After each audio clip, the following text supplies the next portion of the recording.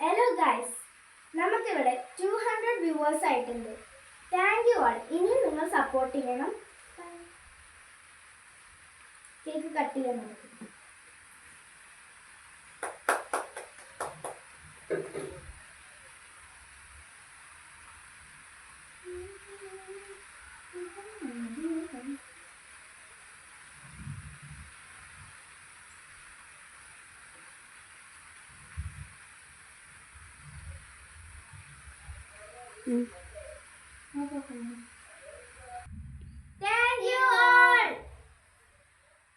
നിങ്ങളുടെ സപ്പോർട്ട് കാരണമാണ് നമ്മളിവിടെ 200 വ്യൂവേഴ്സ് അടിച്ചിട്ടിരിക്കുന്നത്.